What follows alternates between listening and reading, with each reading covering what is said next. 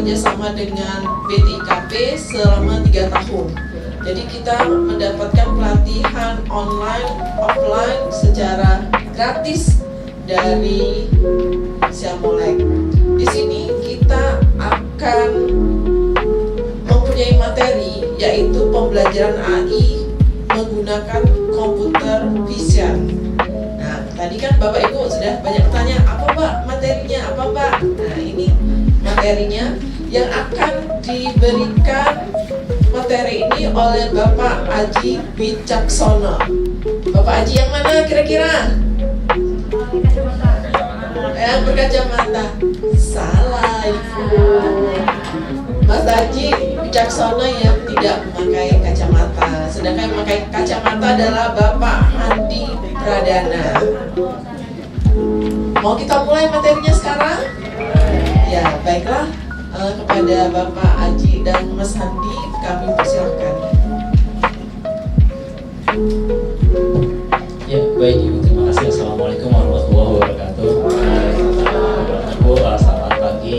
Masih semangat ya Bapak Ibu? Semangat ya. Izin memperkenalkan diri ya, sekali lagi tadi Bapak sudah diperkenalkan. Izin, nama saya Handi Pradana dan rekan saya Aji ya, di Wicaksono. Kami dari Siamolek yang ditugaskan ya, untuk sharing session di sini terkait dengan coding dan KA gitu ya.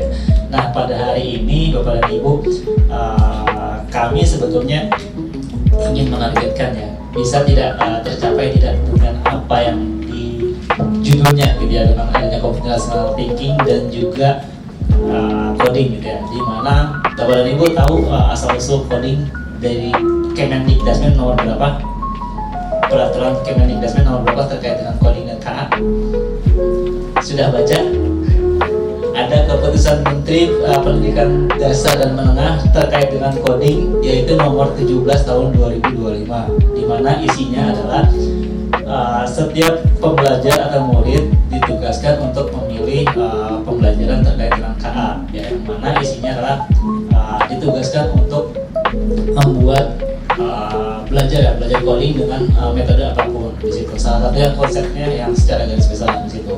Nah, di sini kami ingin menerapkan ya bagaimana coding itu bisa menghasilkan ya, tidak seperti yang dibayangkan. Mungkin kalau dilihat dari persyaratan yang dikirimkan harus bisa coding pemrograman A, B, C ya. Tapi mudah-mudahan di sini kita coba ya bagaimana coding itu bisa menarik ya. Ini sedikit nanti akan berbeda ya Bapak dan Ibu terkait dengan materinya. Mungkin di sesi pagi ini kita coba bermain-main dulu. Kita diskusi dulu ya Bapak dan Ibu sebelum masuk ke ini. Kira-kira dari Bapak dan Ibu sudah menerapkan coding dan KA ini sudah sampai mana di SMA SMK-nya? Atau ada SMP di sini? Ada? Sudah menerapkan Bu?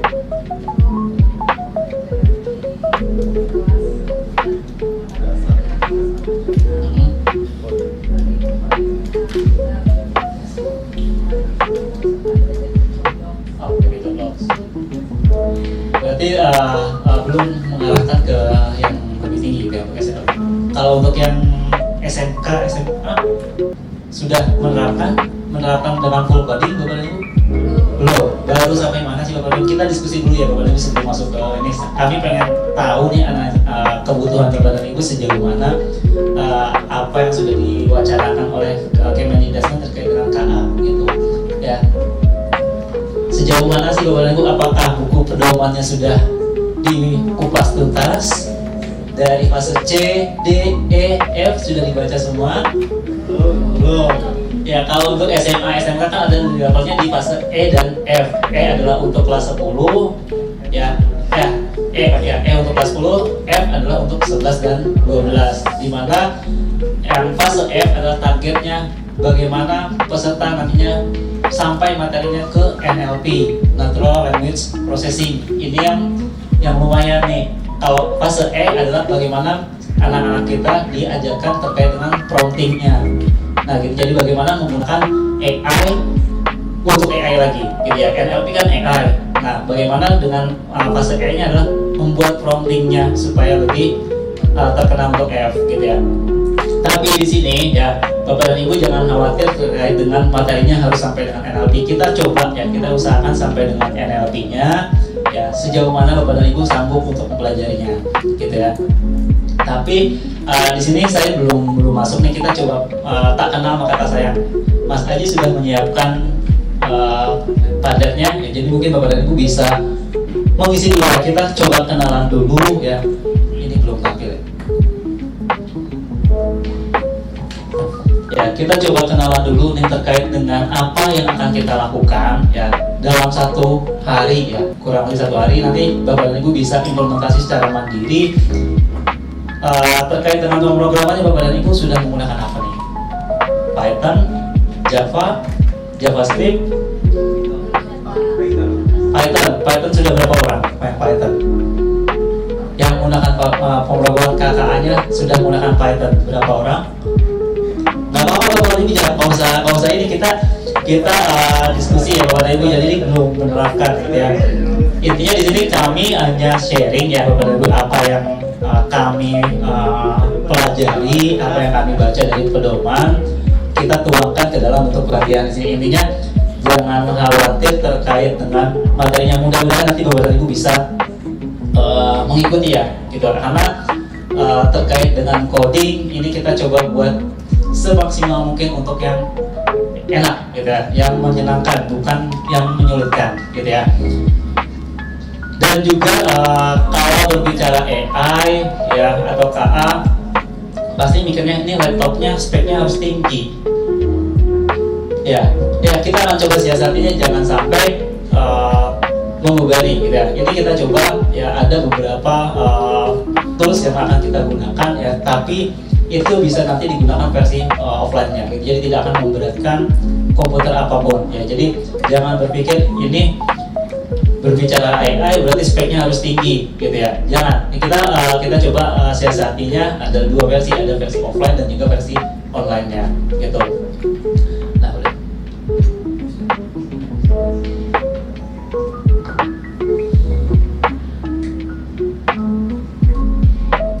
Bapak dan Ibu, sebelum kita mulai, saya ingin Bapak dan Ibu kenalan dulu dengan satu persatu oleh Bapak dan Ibu ya. Mungkin bisa diakses di alamat padlet.com ya.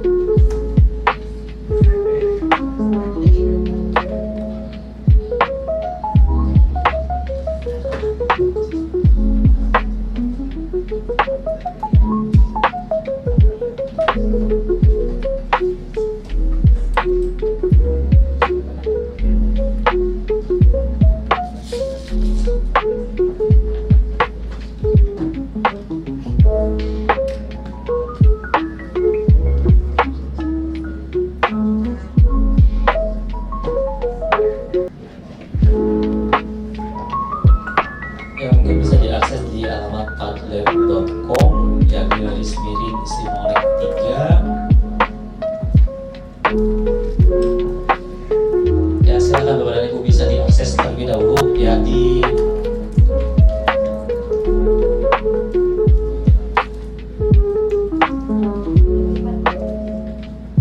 ya silakan.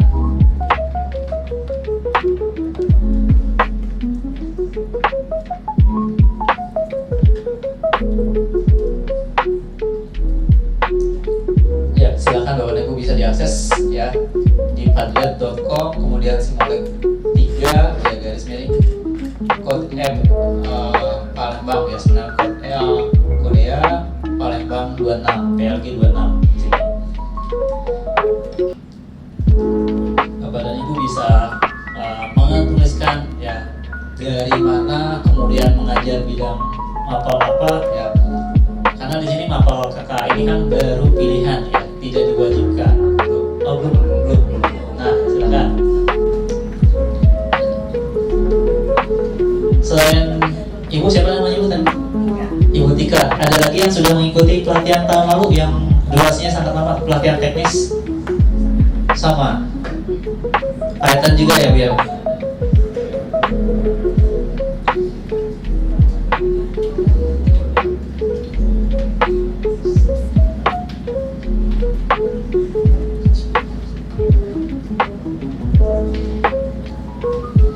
nanti Bapak Ibu silakan bisa langsung klik post ya terkait dengan kita coba kenalan dulu ya sejauh mana Bapak dan Ibu mengajar mampu KKA, karena kan belum ya 1 tahun ya kurang lebih sudah berjalan, dan siapa yang sudah menerapkan di sekolah gitu.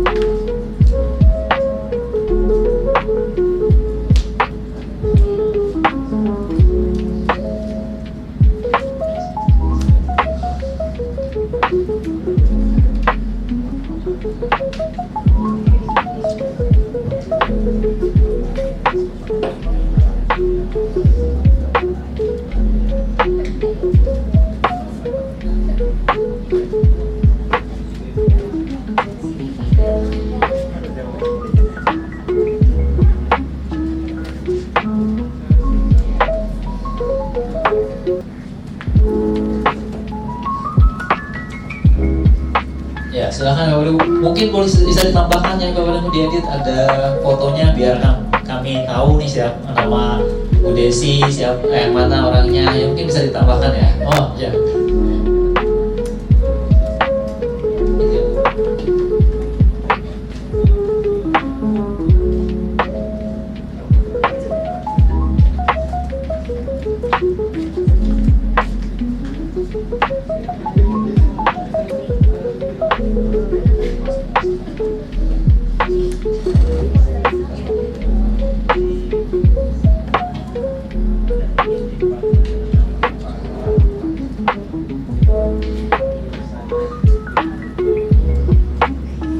Bu Desi Sandika mungkin bisa ditambahkan lagi Bu, dari SMK mana Bu ya, biar kami bisa tahu gitu ya.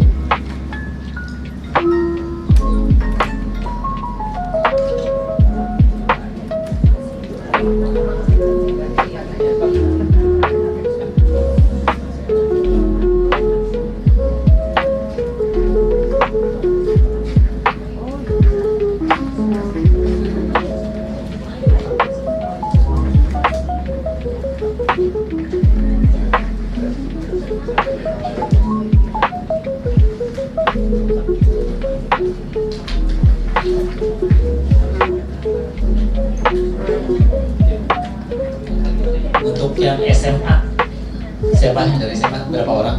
SMA 3. Oh, hampir setengahnya. Untuk yang kakak ini termasuknya kokurikuler atau ekstrakurikuler?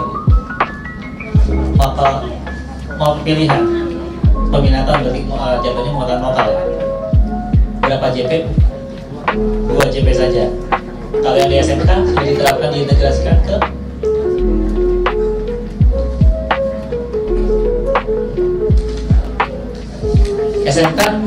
SMK diintegrasikan ke Mapol sendiri atau Mapol pilihan juga, atau kan ada beberapa yang jurusan misalnya informatika atau TKJ atau RPA, nah diintegrasikan ke sana, atau pilihan juga hanya ada 2 JP juga, 2 JP semua sama ya.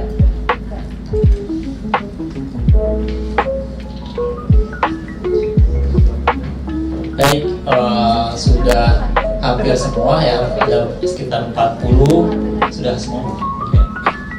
Belum semua nih mungkin bisa dilakukan ya. Ada yang DKV, ada yang di SMK 8 mengajar jurusan apa Bu? Akuntansi tadi ya. Akuntansi, kenal coding juga. Terus di sini Pak Husni dari Negeri Tunggu Mulyo ya sudah jurusan apa? Terus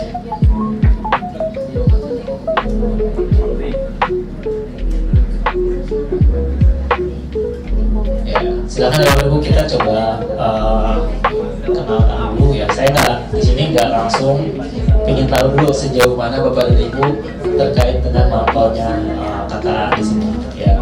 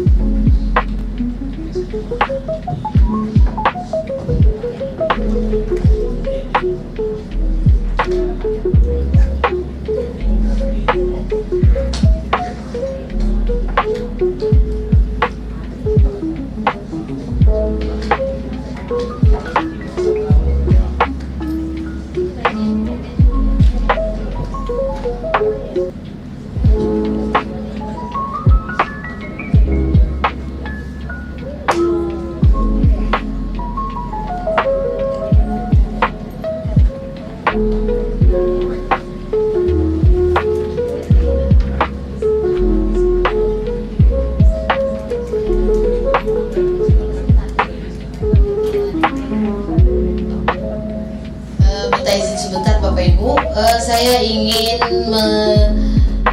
menanyakan Pak Adi Yulianto apakah sudah hadir dari SMK 1 Belitang Madang Raya. Yang dari Oku Timur ada satu nggak di sini ya? Ya, Bapak ada info nggak dengan Pak Adi Yulianto? Nggak ada. Nggak ada konfirmasi. Punya nomor handphonenya nggak? Nggak ada ya. Oke, terima kasih.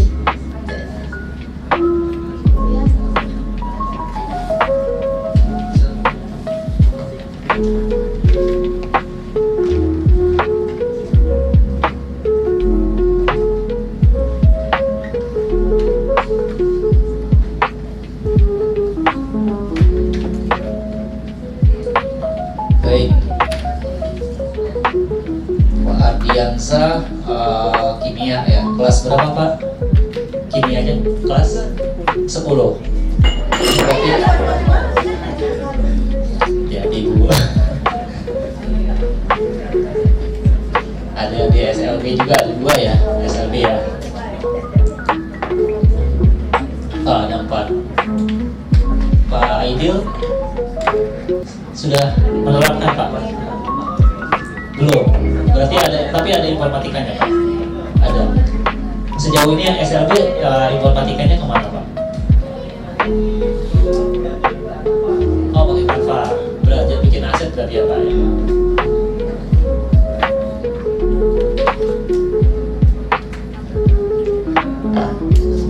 Nah Pak Ari dari SMK 1 Kayu Agung. Oh iya Pak, sejauh dari jurusan sudah Pak, sudah pernah mencoba aplikasi Python tapi belum pernah integrasikan.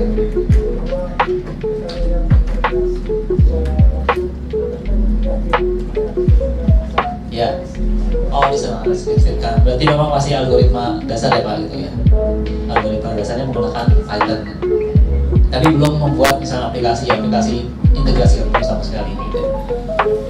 Terus Pak Felis dari SMA 3 Tebing sudah sejauh mana Pak?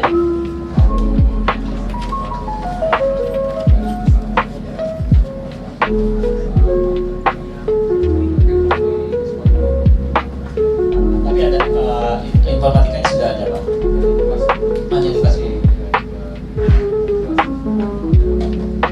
Oh belum ada. Baik, terima kasih Pak. Kemudian Pak Andri Faisal dari SMK 1 Penungkai, Kabupaten Pali. Wah, Penungkai, Penungkal. Maaf. Tadi. Nah, sudah mana Pak Andri? Nah, sudah. KKA-nya Pak hanya sebatas logik ya, logik dan menggunakan PHP. Selain dari itu nggak ada Pak. Berarti Bapak jurusan TKJ atau PL? TKJ. Diintegrasikan berarti ya Pak, bukan apa sendiri. Berapa JP Pak untuk produktifnya? 24 untuk kelas 10 saja. 10, 11, 12 kelas 11 diintegrasikan di algoritma dasar berarti Pak? Kalau PKJ sebenarnya tidak masuk ke coding Pak, Tidak masuk ke jaringan. ke jaringan saja. Berarti memang diintegrasikan saja langsung gitu Pak?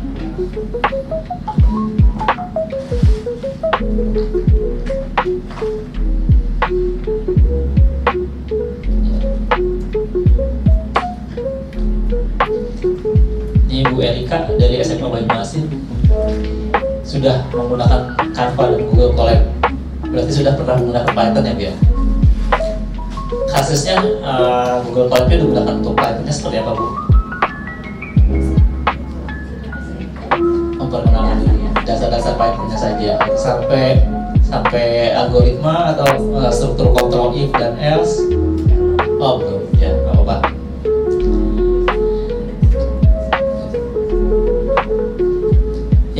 mungkin nanti kita akan coba cek lagi Bapak dan Ibu terkait dengan perkenalannya. Nah di sini kita akan coba ulas dulu.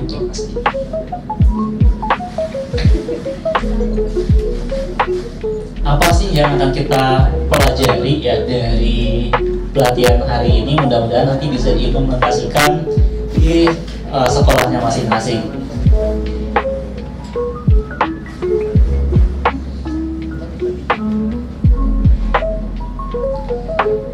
Nah, jadi salah, maaf.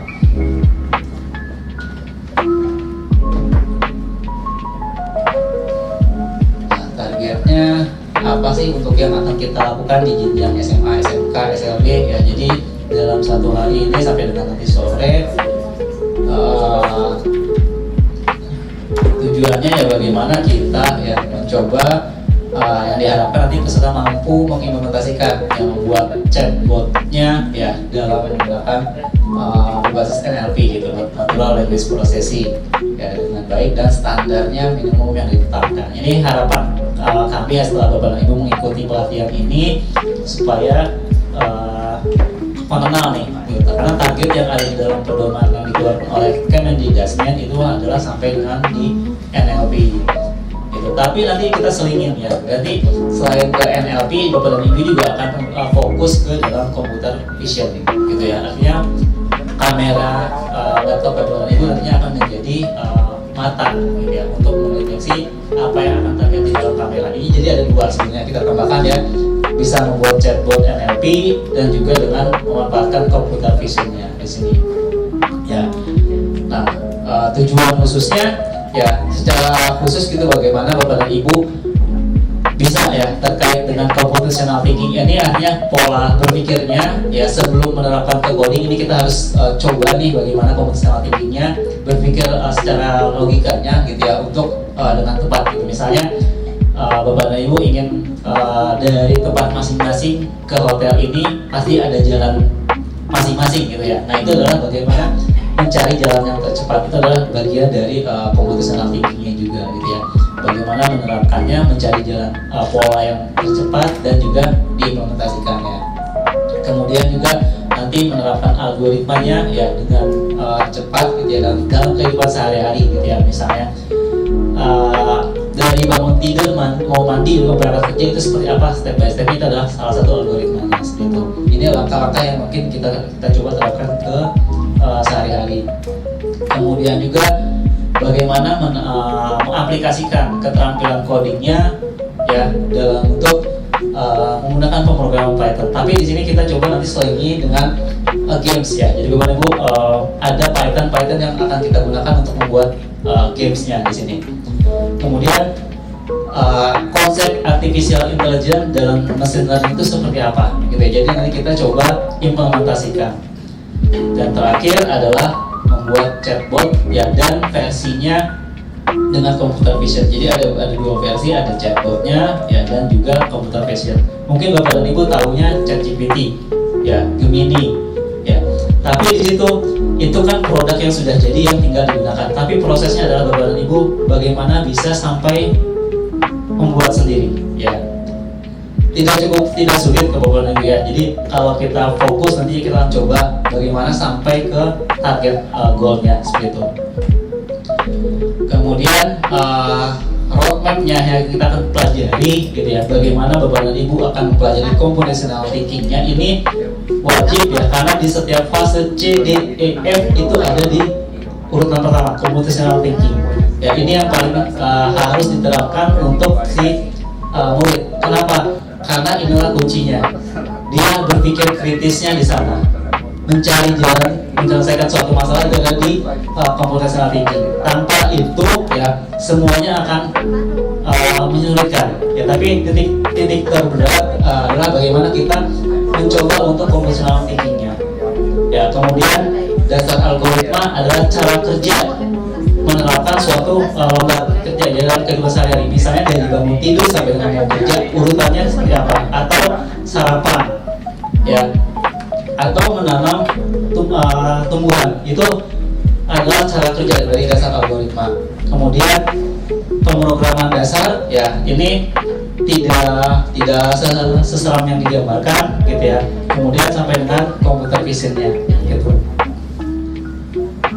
Nah, pada dasarnya sasarannya adalah bisa murid jenjang SMA, SMK, SLB, kemudian bisa Bapak dan Ibu bisa menjelaskan dari apa yang sudah disampaikan, diberikan tantangan. Nah, ini adalah bagian dari Siti. Sebenarnya Bapak dan Ibu sudah menerapkan semua di pembelajaran gitu ya. Tidak ada yang tidak menggunakan computational thinking gitu. Hanya saja penyampaiannya yang berbeda gitu.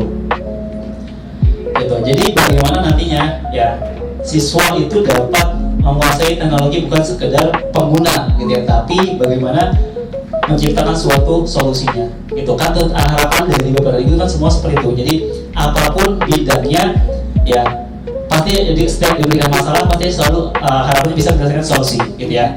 Jadi bukan hanya ke arah teknologi, tapi semua bidang yang Bapak dan Ibu ampuh, setiap diberikan masalah diharapkan bisa menyelesaikan solusi gitu. Mau itu matematika, mau akuntansi, setiap diberikan suatu masalah itu paling tidak ada solusinya, dia bisa menyelesaikan gitu ya. Dengan apalagi dengan sekarang teknologinya sudah semakin pesat ya, semakin kemudahan. Bagaimana siswa harusnya lebih berpikir kritis. Nah, kita mengarahkan ya bagaimana Siti ini ya untuk bidang apapun supaya siswa berpikir kritis di situ. Harapannya seperti itu karena kita lihat ya setelah eranya pandemi ini turun drastis kemampuan berpikir murid-murid kita gitu, kritisnya berkurang.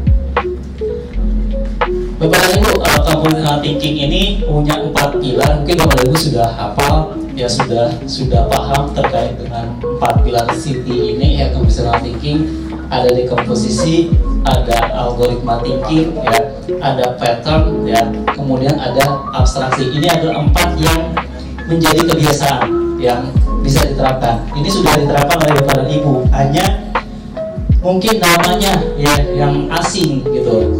Ada dekomposisi, ada algoritma, ada pattern ya, ada juga abstraksinya. Nah, pertama gitu ya, apa sih dekomposisi gitu ya? Bagaimana proses untuk memecah masalah besar menjadi bagian kecil-kecil ya, yang lebih sederhana. Jadi setiap ada masalah itu jangan langsung diselesaikan secara keseluruhan. Kita pecah dulu per bagian, mana yang bisa diselesaikan terlebih dahulu ya, itu yang akan kita buat. Nah, sebagai contoh di sini adalah bagaimana ketika siswa membuat proyek video ya untuk tugas sekolah. Tugasnya adalah bagaimana dia memecah tugas besar ya.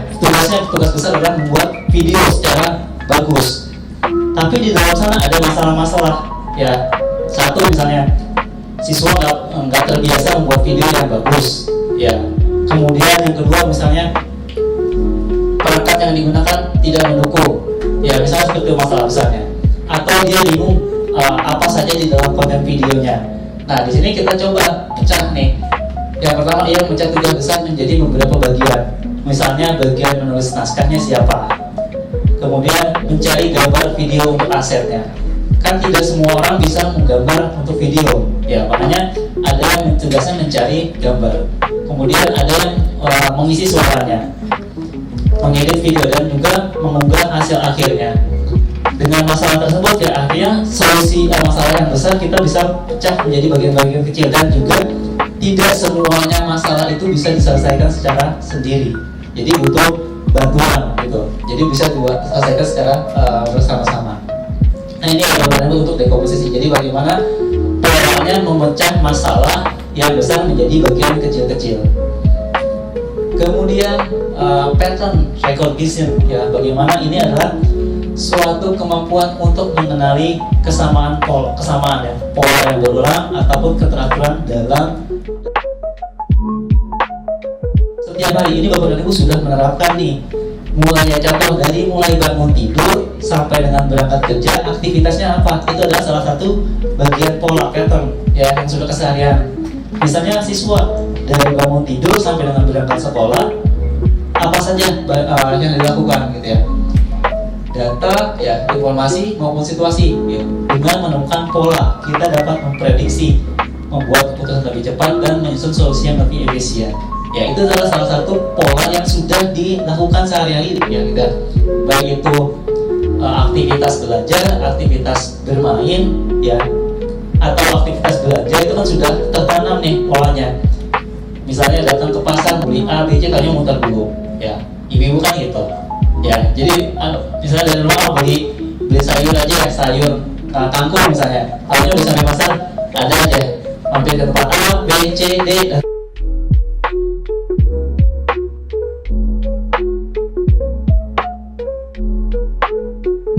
Suatu informasi kita ya. Ini pola pattern recognition-nya. Contoh di sini, rute tercepat ke sekolah ya. Bagaimana murid memperhatikan jalur A misalnya macet dari jam 6 sampai dengan jam 7. Kemudian jalur B lancar tapi kondisinya hujan. Kemudian rute C lebih cepat jika menggunakan sepeda motor.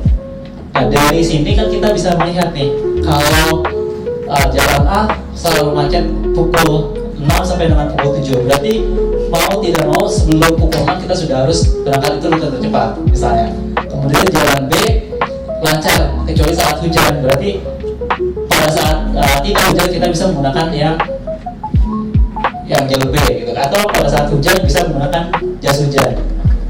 Nah, rute C di sini lebih cepat menggunakan jika menggunakan sepeda motor bagi yang punya sepeda motor. Artinya yang tidak punya sepeda motor hanya punya dua jalur A dan B seperti itu. Untuk yang C-nya dikondisikan ya, dikecualikan kalau dia punya sepeda motor berarti akan menggunakan sepeda motor. Tapi kalau misalnya tidak menggunakan sepeda motor berarti dia menggunakan jalur A dan jalur B-nya seperti itu.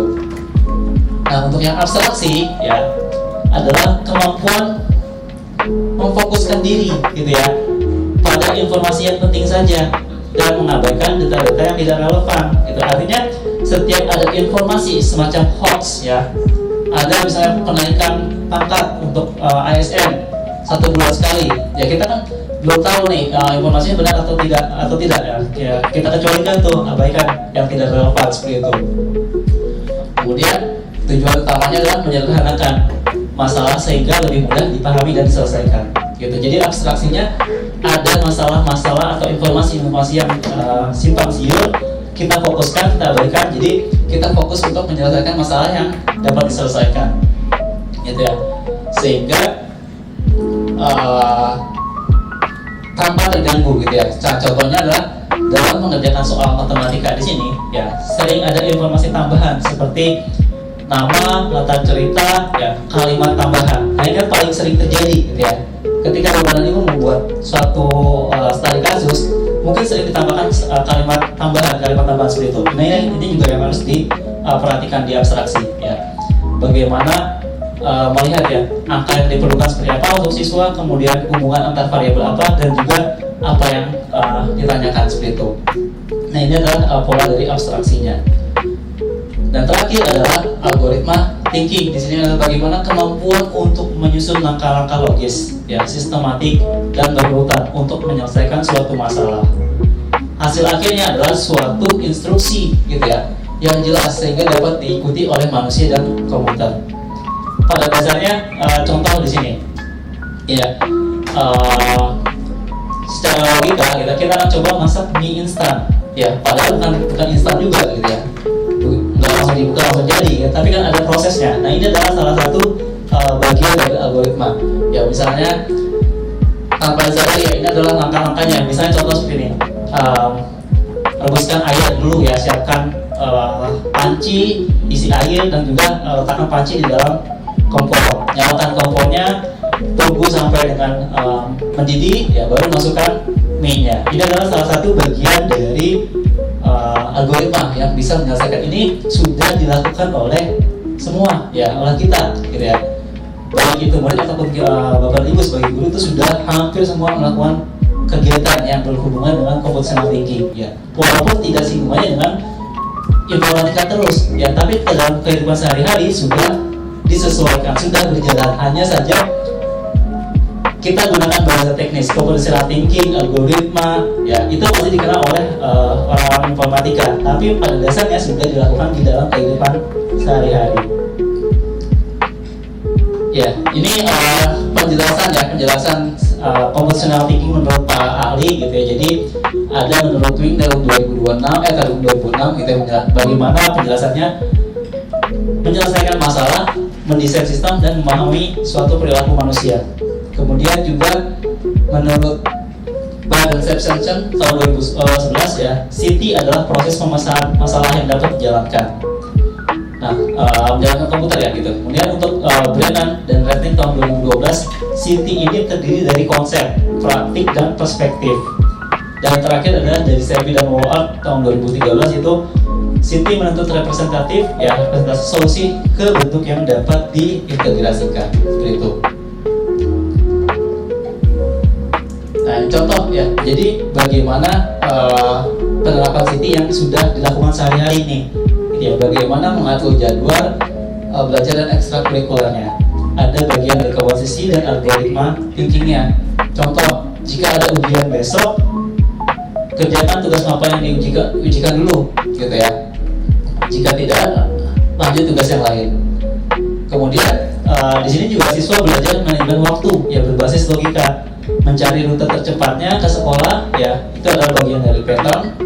Nah, contohnya adalah jalan A macet, jam 6 apakah pilih jalan B atau berangkat lebih awal seperti itu.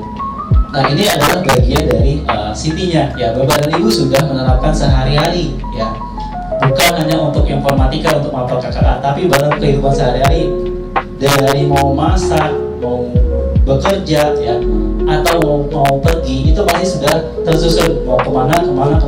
Kalau macet rutenya kemana itu sudah tertuang di dalam kehidupan sehari-hari. Jadi fungsinya di sini penerapan City itu adalah mengembalikan nih minat siswa, ya minat murid supaya lebih kritis lagi, ya karena saat ini siswa sudah mulai berkurang daya minat belajarnya karena hasil studi, ya ketertarikan literasi siswa di Indonesia sudah turun, gitu ya.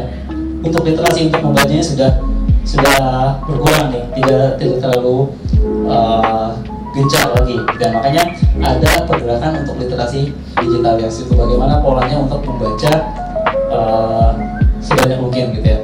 Nah, Bapak dan Ibu, ya bagaimana sih City ini kita terapkan ke dalam kehidupan sehari-hari? Ya kita coba main games dulu ya Bapak dan Ibu ya, sederhana, nggak usah banyak-banyak gitu ya. Bisa diakses ya Bapak dan Ibu ke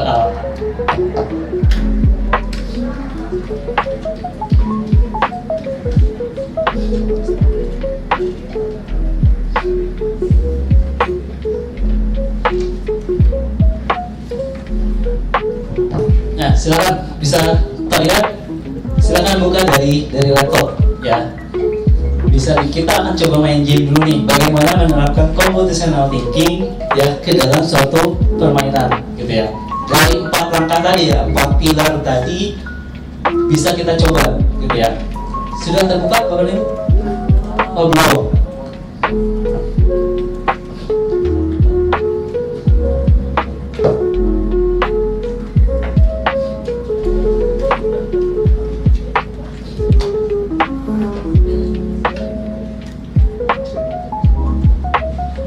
Nah, ya bisa Bapak Ibu kalau misalnya sudah terbuka, mudah-mudahan bisa melihat tampilan seperti ini. Kita harus coba main games dulu yang menyelesaikan dari computational thinkingnya sebelum kita bermain ke codingnya. Sudah terbuka? Sudah. Nah, di sana ada jenjang SD, SMP, SMA. Bapak Ibu bisa mencoba dulu ya bermain computational thinkingnya ya dengan dari jenjang SD-nya. Di sana ada algoritma, ada pola, ada dekomposisi, ada abstraksi, ya ada pattern, ya di sana ada urutan dan sebagainya. Ini salah satu bisa kita cobakan, ya. Seperti yang saya bilang tadi, apakah benar atau salah, gitu. Nah silakan kalau misalnya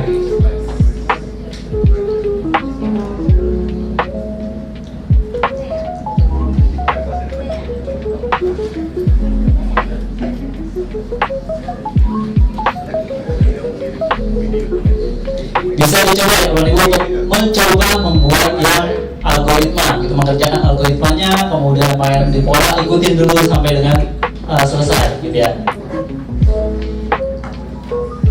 Mau yang SD boleh, mau yang SMP boleh, mau yang SMA boleh gitu ya. Jadi silakan kita bermain-main dulu nih, main games ya.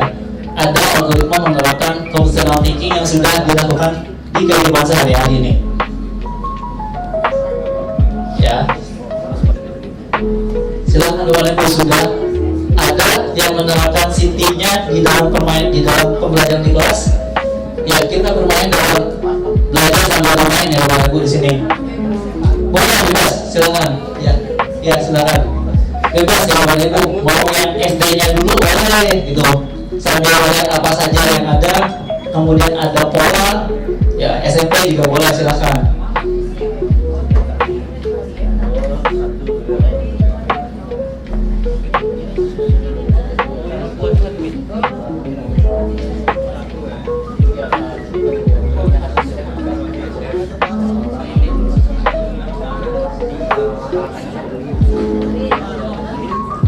Boleh yang mengerjakan yang SD Bapak Ibu ya, boleh yang algoritma di sana ada untuk membuat sandwich ya.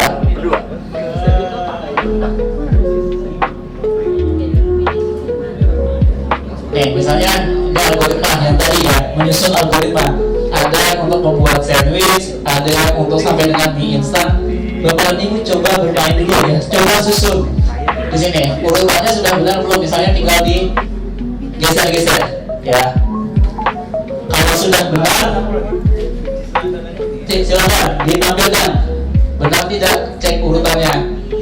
Nah, seperti ini ya. Jadi kita belajar dulu, latihan dulu untuk bermain, menyelesaikan suatu kasus yang sudah disiapkan.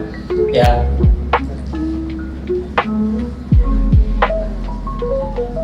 Silakan, lalu kita coba main-mainin dulu. Ini sambil menerapkan ya algoritma, kemudian dekomposisi, abstraksi, dan juga patternnya ke dalam satu permainan. Ya. Boleh diganti ke bahasa Indonesia Bu, karena ada dua bahasa. Itu paling atas ada ID dan N.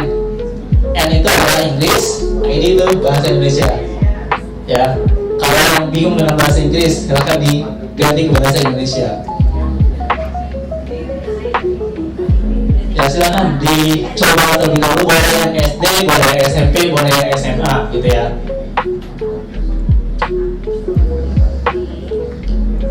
Ya boleh diselesaikan gitu ya. Mau yang SD dulu gitu, ada lumayan panjang gitu ya, ada yang SMP, SMA, ataupun mau semuanya juga silahkan gitu ya. Ini kita coba dulu main games ya. Jadi bagaimana menerapkan computational thinking ke dalam pembelajaran. Nah, ini adalah salah satu konsep ya di CT-nya untuk murid gitu ya. Di fase C ini adalah untuk kelas 4, 5, dan 6 ya. Tapi Bapak Ibu boleh mau mengerjakan yang di SD juga boleh, mau yang di SMP boleh, yang di SMA boleh. Intinya kita coba dulu menyelesaikan computational thinking-nya.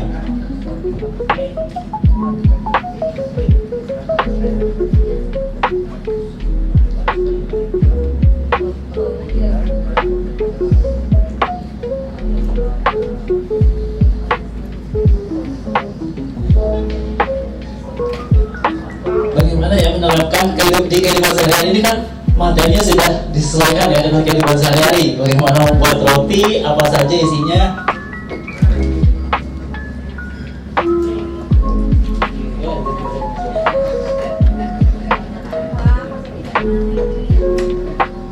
Ya itu tugasnya untuk bagaimana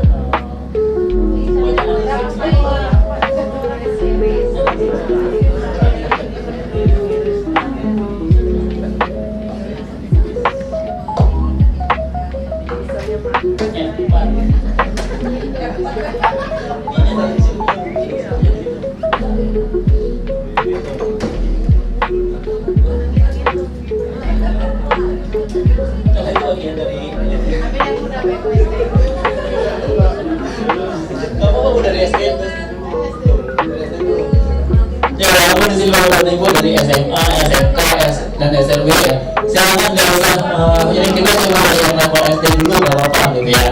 Silakan dicoba disusun nih dari mulai algoritma, pola ya sampai dengan bawah tuh ya.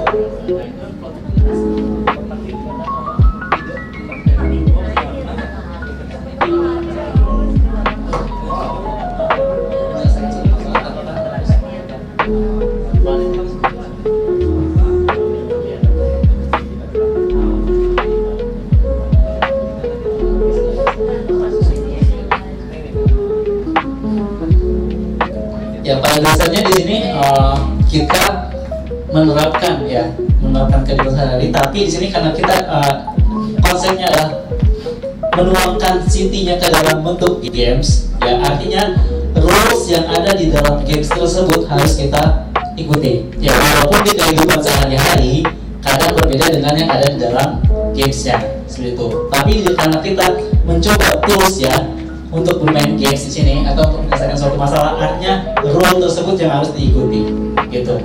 Ya, sama dengan Bapak Ibu, ketika memberikan pembelajaran ke siswa harus mengikuti rules yang dibuat oleh Bapak dan Ibu, seperti itu.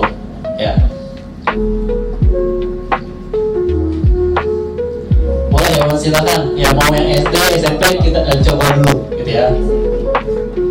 Oke, yang pertama ini enkripsi caesar Simpson itu adalah bagaimana menggeser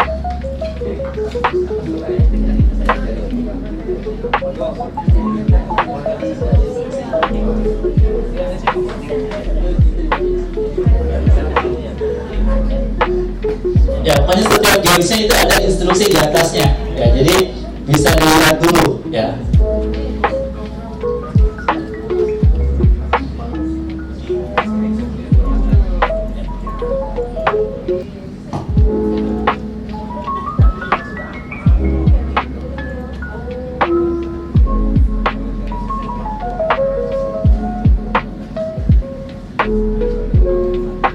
Ya Bapak Ibu ya, jadi di atas ini sebelum ini ada sebuah instruksinya yang harus dibaca masing-masing, itu sudah ada rules-nya ya, bagaimana dia bisa menyelesaikan satu kasusnya itu. Jadi kalau mau mengerjakan dia tuh instruksinya harus ngapain gitu ya.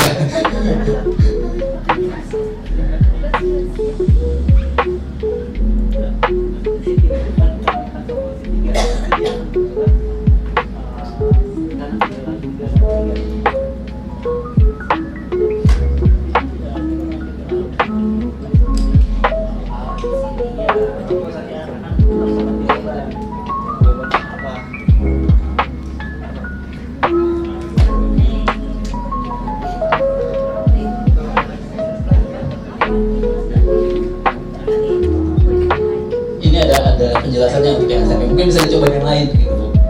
Ya.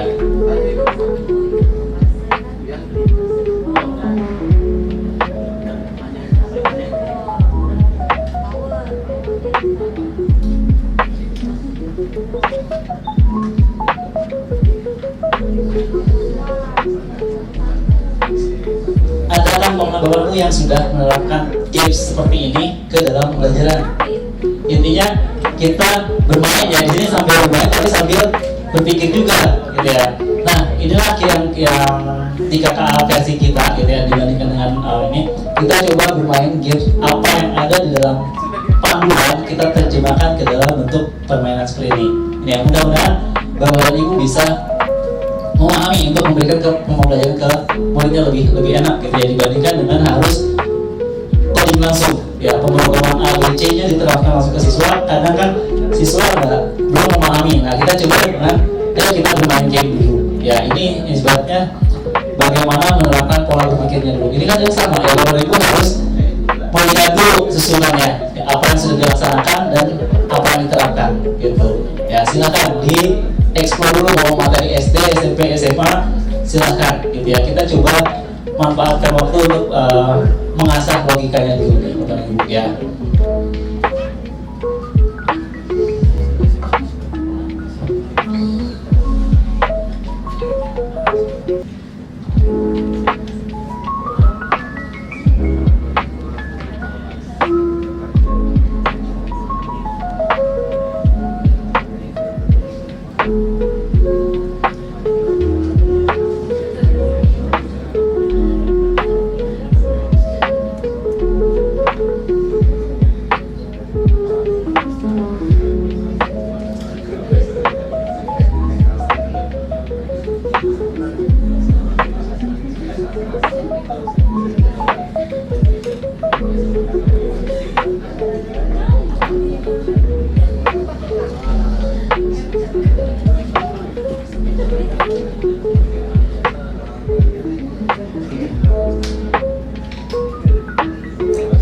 mungkin nanti bisa mencoba menyelesaikan untuk yang City Challenge dulu ya Bapak Ibu ya.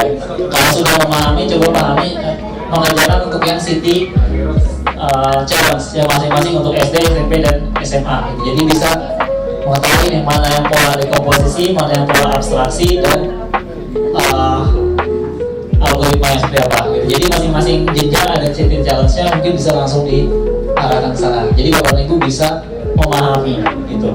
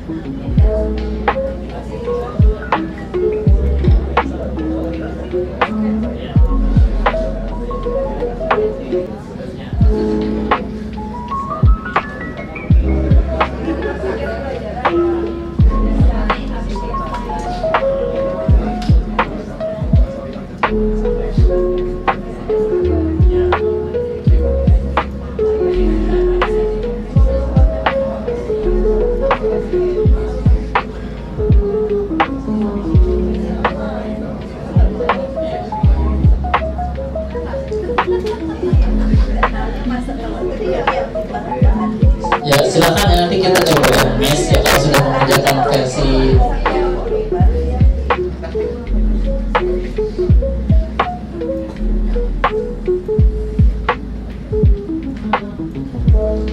ya, mungkin bisa nyoba yang main robot-robotan yang ada di MES gitu ya, yang untuk jenjang SD.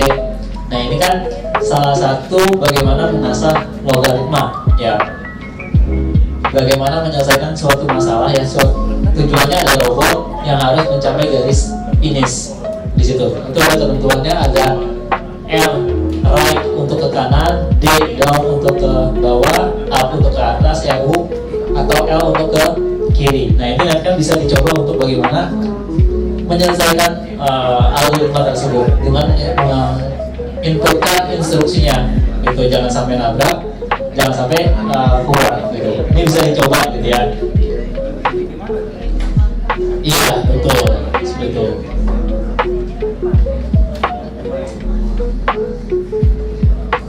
Nah bisa ya, semakin tinggi semakin ini bisa menginputkan gitu ya, di dalam nomor ketik ya. Contohnya ada contoh yang harus diinputkan gitu.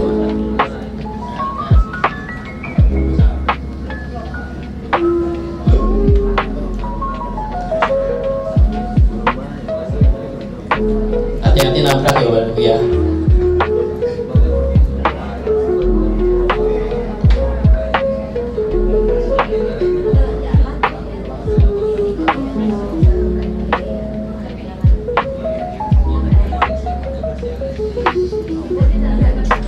Ya, hitam itu tembok. Hitam itu tembok ya Bapak Ibu ya, kalau saya main mes dinding ibaratnya gitu. Pindah ke mes 2 berarti kalau sudah selesai, atau bisa loncat ke mes 10.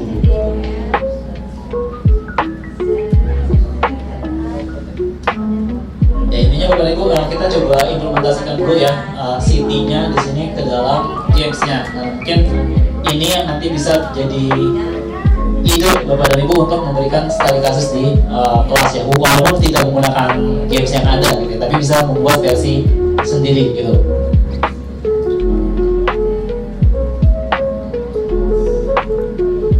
Ya, salah satu bagian ini. Jadi kita sebelum ke coding, Bapak dan Ibu coba menerapkan pembelajaran City-nya dulu di sini.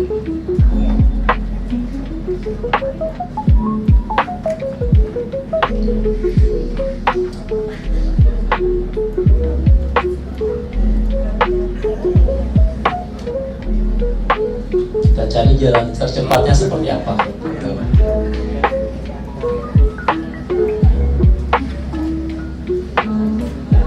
Ini kalau bisa coba jangan langsung ke ChatGPT Bapak dan Ibu. Kita coba gunakan gaya logika kita ya. Jangan tiba-tiba langsung ke ChatGPT gitu ya.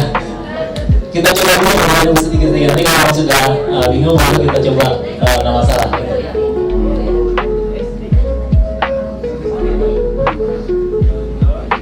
Ya walaupun untuk materinya materi SD, tapi di situ mengasah logikanya juga gitu ya. Yang dibutuhkan ketika belajar coding. Dijalankan Bu, kalau sudah mengikutkan instruksinya jalankan.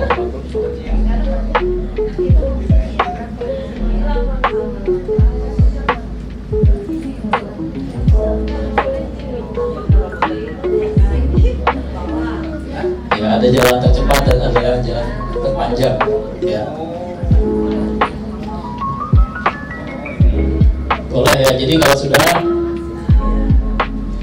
coba di screenshot ditampilkan berapa skornya gitu ya, kan di sana setiap mengerjakan ada total skornya ya.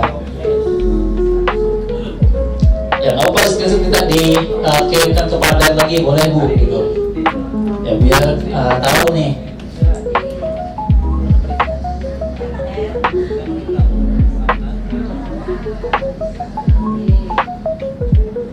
Yes.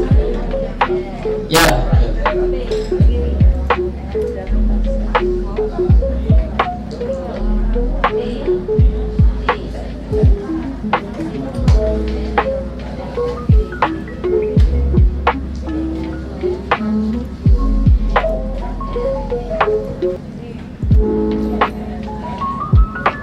Ya di sini rulesnya harus mengikuti ya apa yang tertera di dalam games tersebut gitu. Walaupun pada kenyataannya mungkin bisa berbeda ya, tapi karena dalam suatu kasus ya memang harus mengikuti suatu rules ya. Sebelum kita nyawa persepsi, jadi rulesnya harus dipatuhi bersama ya.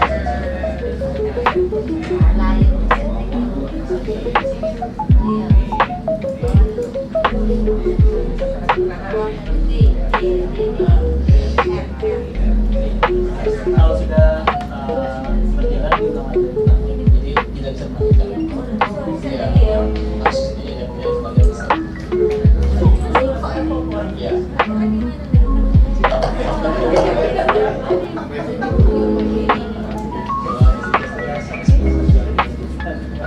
Boleh nanti di screenshot sesudah menyelesaikan beberapa poin. Di situ ada poinnya nih ya, screenshot dilampirkan ke dalam praktek lagi ya Bapak Ibu ya.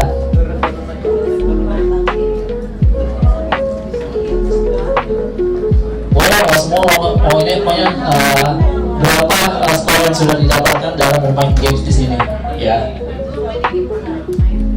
Mas,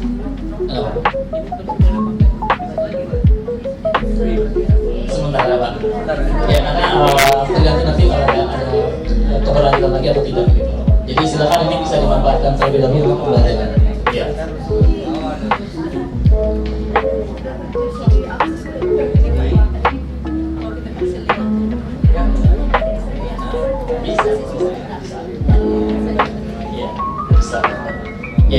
silakan Bapak dan Ibu, karena mengajak anak-anak bermain untuk fokus itu kan tidak mudah gitu ya. Nah makanya kita coba bermain nih ya.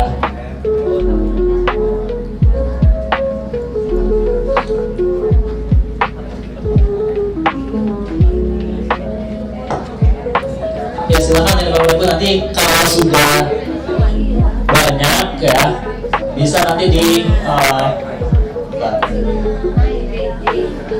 padlet.com garis miring simulek 3 garis miring algorithm code A PLG 26. Ini padletnya ya Bapak Ibu ya, jadi silakan ya.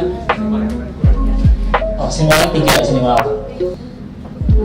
Silakan nanti screenshot dan lampirkan ke sana ya. Waduh, hasil pembelajaran Bapak Ibu, berapa poin yang sudah didapatkan dalam bermain gamesnya gitu.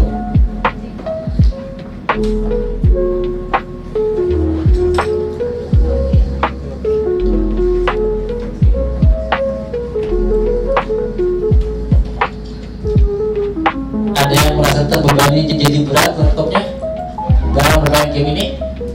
Tidak ya?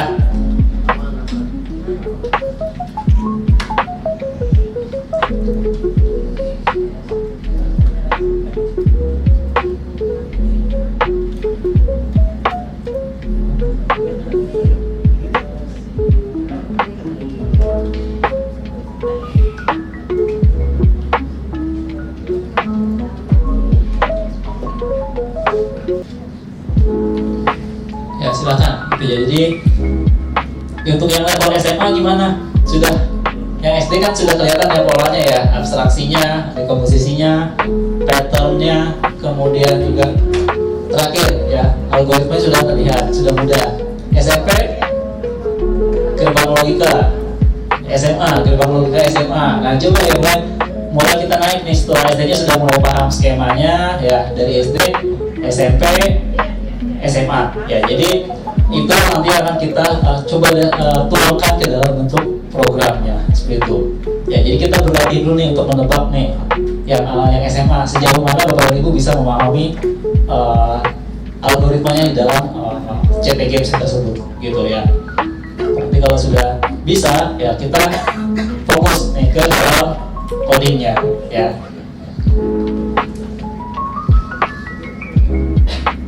Mungkin bisa di screenshot terus nanti dilampirkan ke dalam Padlet lagi ya. Di sana simpan semua aktivitas Bapak dan Ibu gitu ya, apa saja, berapa skornya dan seterusnya gitu.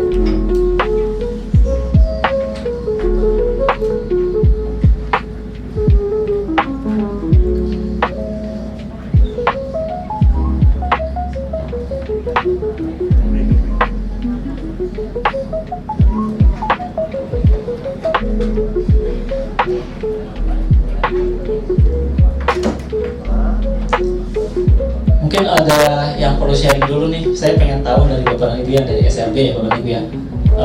Ibu kan sudah memberikan vektor tadi Bu ya.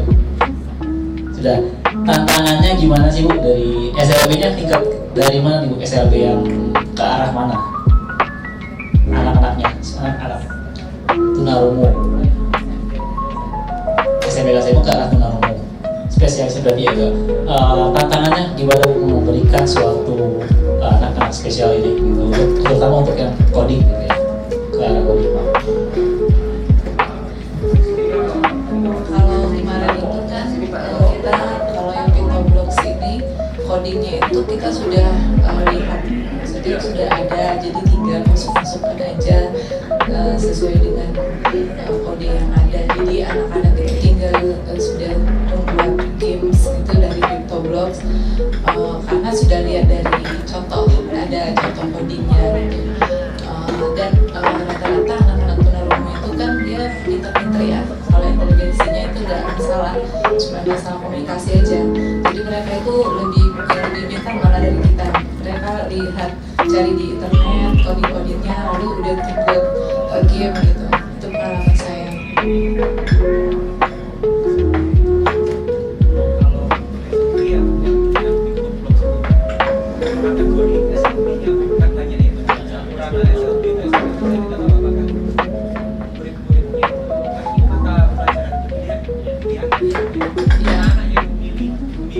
kakak itu kategorinya seperti apa kalau di SMP? Karena kan spektrumnya banyak. Iya, kalau di sekolah saya itu kan ada yang tunarungu, tunagrahita, dan autis. Kalau untuk tunarungu itu yang tuli ya, yang tidak bisa mendengar, itu sudah belajar, sudah paham dengan coding ini. Tapi memang kita contohkan, dan mereka yang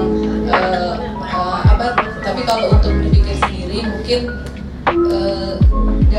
kemarin itu saya waktu, karena saya bukan basicnya juga dari pendidikan komputer ya, saya belajarnya otodidak juga. Jadi cuman ingin memperkenalkan bagaimana cara membuat game di Vectoblox. Jadi kita cari-cari di internet codingnya seperti apa, dan mereka melanjutkan gitu kan, lanjutkan ke game yang lain gitu. Jadi nggak ada masalah sih, asalkan kita kasih itunya, kuncinya apa gitu. Untuk yang untuk autis juga begitu sih. Kalau yang autis itu gangguan perilaku, yang sibuk dengan dunia sendiri gitu kan. Nah itu autis kan. Dia itu malah juga lebih ada yang pintar gitu kan, yang bisa mencari sendiri. Cuman itu memang kalau anak autis kan tidak bisa kita arahkan, dia suka-suka dia sendiri. Itu masalahnya. Kalau yang tunagrahita baru nggak bisa. Kalau tunagrahita kan dia di IQ di bawah rata-rata, jadi dia belum paham. Paling coding yang misalnya untuk pembelajaran menyusun warna gitu kan, ya gitu aja paling. Kalau yang kebetulan di sekolah kami nggak ada yang tunanetra, jadi kita cuma tuli, tunagrahita sama autis. Untuk panduan yang diberikan kepada peserta yang tuli dan autis berbeda, atau cara mendampinginya setidaknya berbeda. Untuk yang tuli sama yang autis, tidak sih, sama aja. Sama aja.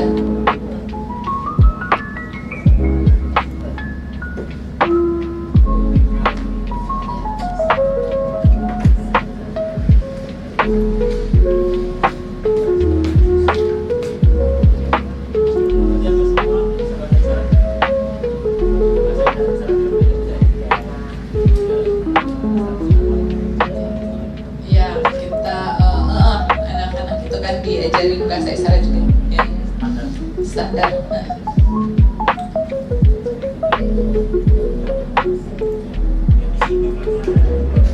Visindo Palembang. Oh, Visindo Palembang? Iya. Apa itu contoh dari Palembang? Saya ingin tahu kalau Visindo saya tahu Visindo. Ya kalau Visindo itu kan dia sesuai dengan daerah masing-masing, budaya daerah masing-masing. Jadi kalau di Palembang itu seperti kata belajar. Kalau di Jakarta itu kan belajar seperti ini. Kalau di Palembang tuh belajar. Itu palingan ada beberapa kata yang berbeda dari Jakarta, dari kota lain.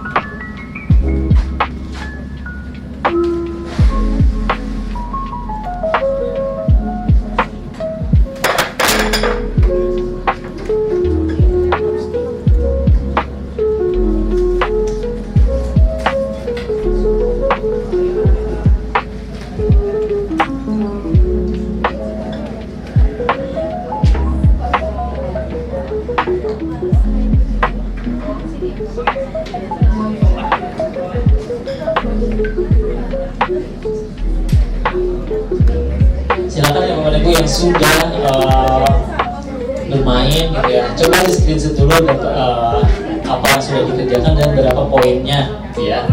Poinnya yang sudah didapatkan secara keseluruhan di pojok kiri atas ada ya. Nah, di pojok kiri itu ada nilai ya, total skor yang didapatkan gitu. Bebas yang mana saja gitu ya.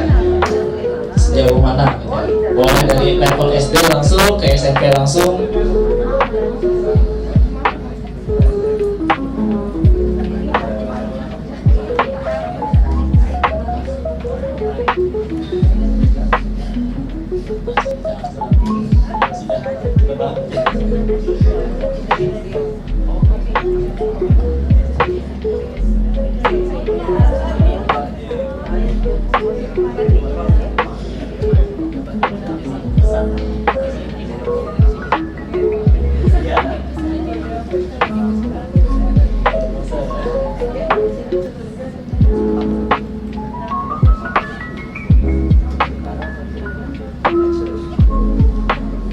Boleh yang SMP enkripsi juga boleh gitu. Jadi itu adalah salah satu permainan juga untuk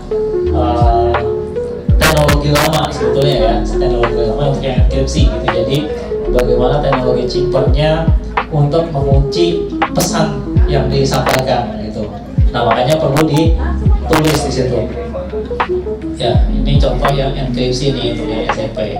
Bagaimana Bapak dan Ibu bisa memecahkan suatu masalah nih dari kode yang dikirimkan IMMP supaya diterjemahkan kembali ke dalam bahasa pesan.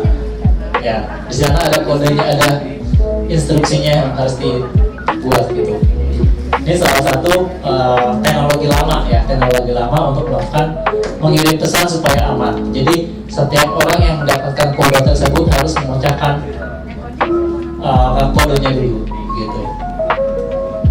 Ya, itu ada instruksinya, mungkin bisa diikuti dulu ya. Salah satu bagian untuk melatih logikanya yang lebih tinggi gitu. Boleh sambil dicoret-coret Bapak dan Ibu.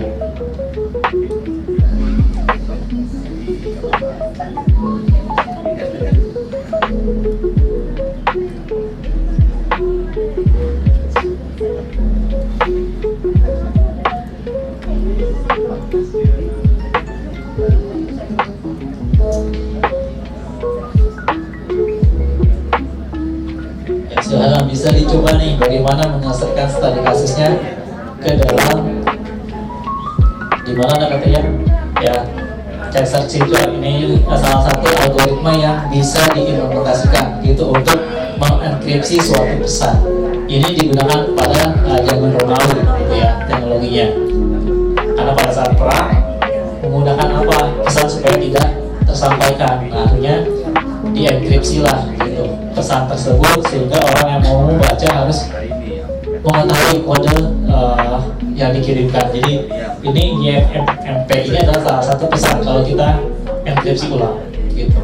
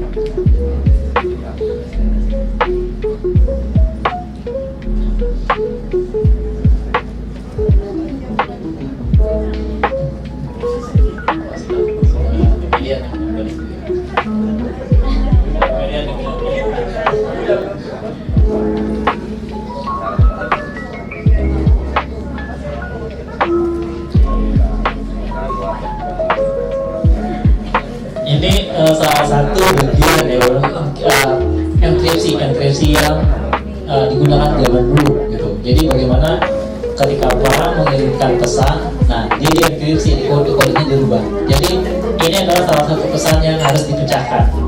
Instruksinya ada, gitu. Jadi bagaimana memecahkan suatu pesan dalam bentuk kode, gitu. Itu pesannya yang terenkripsi, yang memang harus diperlukan, gitu. Dimana setiap huruf nanti akan bergeser, gitu.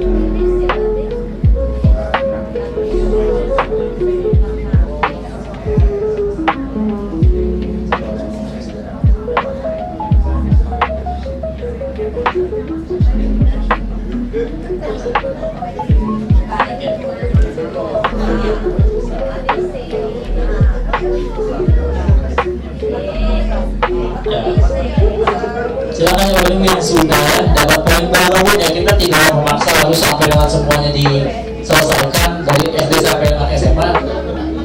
Ya, boleh. Yang penting poinnya berapa yang sudah kita sampaikan, gitu. Ya.